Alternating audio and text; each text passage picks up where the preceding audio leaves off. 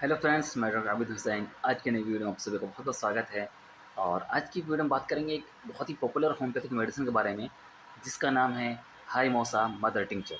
इस मेडिसिन के क्या क्या सिम्टम्स हैं, या फिर कह सकते हैं कि वो कौन सी कंडीशंस हैं जहाँ इस मेडिसिन का रिजल्ट हमें क्लिनिकल बेस पे देखने को मिलता है, और किन किन सिम्टम्स के बेसिस पर हम इस मेडिसिन का यूज़ घर पर कर सकते हैं।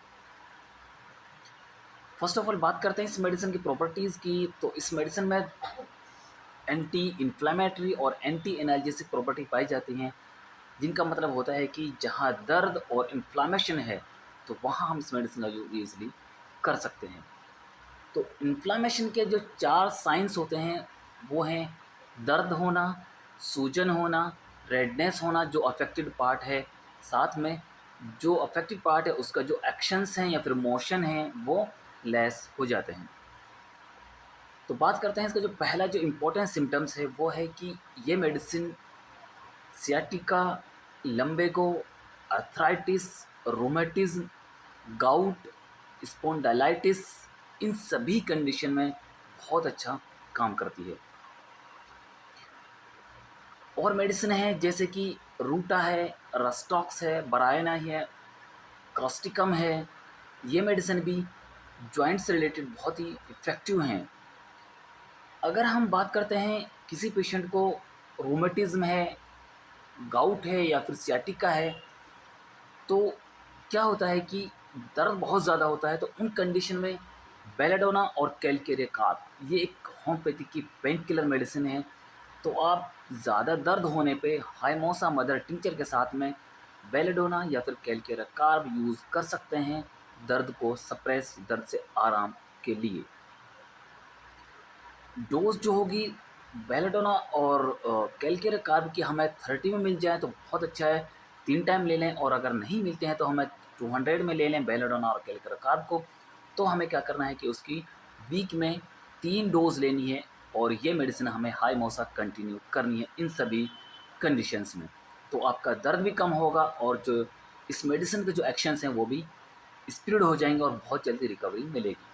अगला इस मेडिसिन का जो एक्शन है वो न्यूरल्जिया, बोले तो नर्व पेन और माइल्जिया, जो मांसपेशियों में दर्द होता है, वहाँ मेडिसिन बहुत अच्छा काम करती है। न्यूरल्जिया और नर्व सिस्टम के लिए बहुत इफेक्टिव मेडिसिन है हमारी काली फोस। ये मेडिसिन बहुत अच्छा काम करती है नर्व पेन और नर्व सिस्टम के लिए।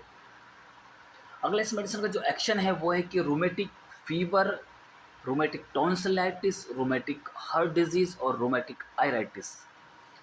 मतलब है कि जोड़ों के दर्द के साथ साथ टॉन्सिल हो रहे हैं, या फिर आँखों में इन्फेक्शन हो रहा है, और टॉन्सिल्स में जो इन्फेक्शन है, टॉन्सिलाइटिस हो रहा है, तो वहाँ पे इस मेडिसिन का बहुत इफ़ेक्टिव रिज़ल्ट देखने को मिलता है।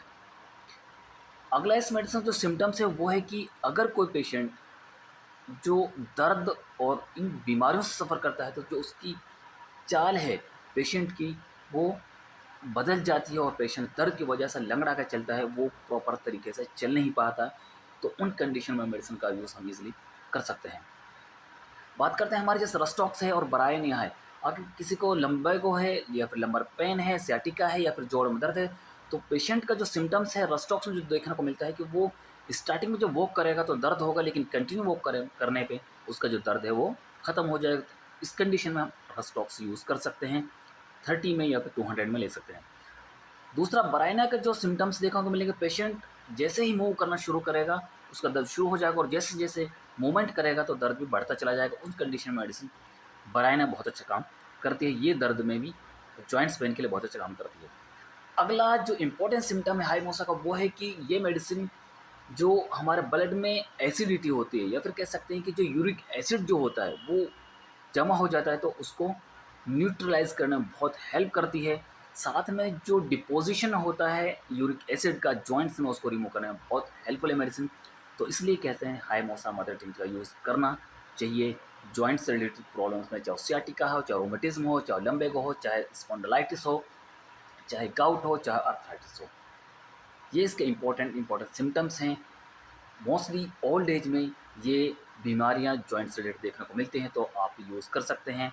टेंडन में दर्द हो जाए, जो टेंडन्स में इंजरी हो जाती है, जहां हम रूटा को भी यूज़ कर सकते हैं, वहाँ पे हम यूज़ कर सकते हैं। बर्साइटिस में इन्फ्लामेशन और बर्साज होते हैं, वहाँ भी यूज़ कर सकते हैं। अगर वीडियो अच्छी लगे प्लीज़ वीडियो को लाइक एंड शेयर ज़रूर करें और चैनल को सब्सक्राइब करना ना भूलें। Thank you for watching.